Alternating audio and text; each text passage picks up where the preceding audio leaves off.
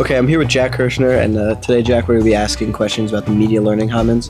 First question I have for you is, when do you usually come in, and why do you come in to use the Media Learning Commons?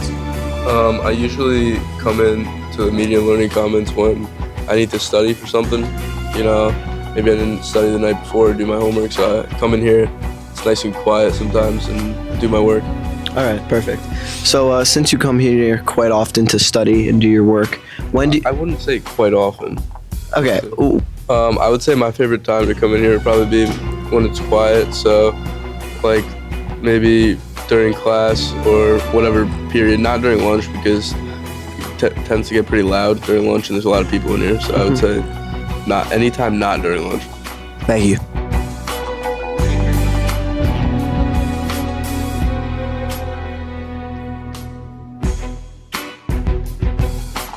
So I'm here with Ms. Hardigan Miller. Can you help us? Can you explain to us what the difference is between a library and Media Learning Commons? Yeah, so I think a library is more sort of what people traditionally think of, where it's just sort of quiet and stagnant and, it's only for books. And a Media Learning Commons is like a combination of that with more of a community center. So we have all the books, but we also have spots for people to work together on projects. We have the green screen. So it is a combination of a workspace and a hangout space. So I know this Media Learning Commons recently got redone. What inspired you to this design? So I really wanted the new design to be very bright and airy, a little more open. So previously it had like these lights that were hanging down from the ceiling, so it made the ceiling seem a lot lower. It was like a burnt orange kind of red color, so I wanted it to be more of the Mawa colors to reflect the school and just a little more modern. It didn't really have a spot to sit and read before, like there were no comfy seats, so I wanted to make sure that there was a comfier kind of bookstore environment area.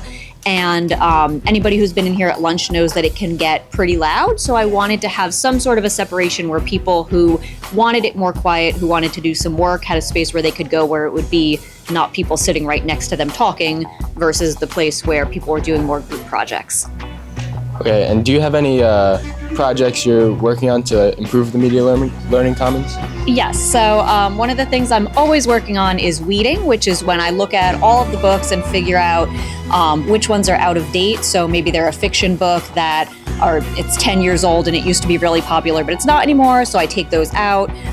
Or a science book where it's not updated information anymore. So it's a constant process of getting rid of outdated books and buying new ones to keep everything fresh. But I've also been working the past couple years, and it's still ongoing, of putting all of the books into genres. So it used to just be like all the fiction books were in alphabetical order, and if you didn't know an author you liked, it was just 2,000 books with no way to find anything you were looking for. So I've been separating it into fantasy or sci-fi or romance, so it's easier for people to find something that they'll like. Thank you.